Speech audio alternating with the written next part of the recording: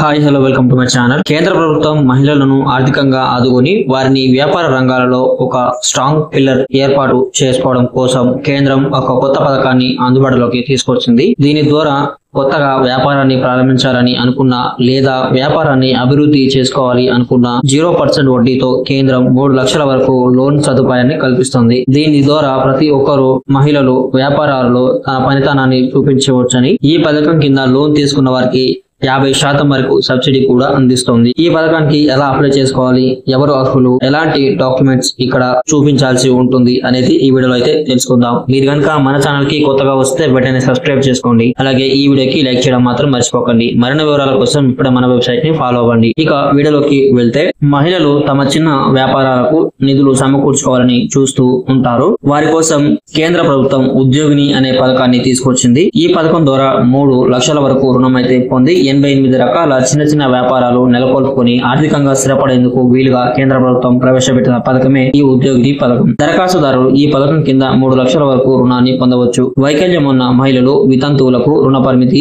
ఉండదు. వారు నెలకొల్పే వ్యాపారం అర్హతలను బట్టి ఇంకా ఎక్కువ రుణం పొందవచ్చు. కేంద్ర ప్రభుత్వం ఉద్యోగిని స్కీమ్ ద్వారా ఎలాంటి హామీ లేకుండా 3 లక్షల వరకు రుణాన్ని అందిస్తుంది. కేంద్ర ప్రభుత్వం ఆత్మ నిర్భర్ కార్యక్రమ లక్ష్యాల్లో మహిళలకు ఆర్థిక స్వావలంబన కోసం ఆర్థిక సహాయం అందించడము ఒకటి. మహిళలు పారిశ్రామికవేత్తలుగా, వ్యాపారవేత్తలుగా ఎదిగి తమ కాళ్లపై తాము నిలదొక్కుకోవడానికి ప్రవేశపెట్టిన పథకం. కేంద్ర ప్రభుత్వం దీన్ని ఉమెన్ డెవలప్మెంట్ కార్పొరేషన్ పర్యవేక్షణలో దేశమంతటా అమలు చేస్తోంది. ప్రధానంగా గ్రామీణ ప్రాంతాల్లో మహిళల ఆర్థిక స్వావలంబనకు ఎక్కువ ప్రాధాన్యం ఇవ్వనుంది. ఈ పథకం కింద 50% వరకు సబ్సిడీని ఎస్సీ ఎస్టీలకు ఇస్తుంది. అలాగే 30% వరకు విడో మరియు పిహెచ్ క్యాండిడేట్స్ కి, అంటే హ్యాండిక్యాప్డ్ క్యాండిడేట్స్ కి అయితే సబ్సిడీ అనేది ఇస్తుంది.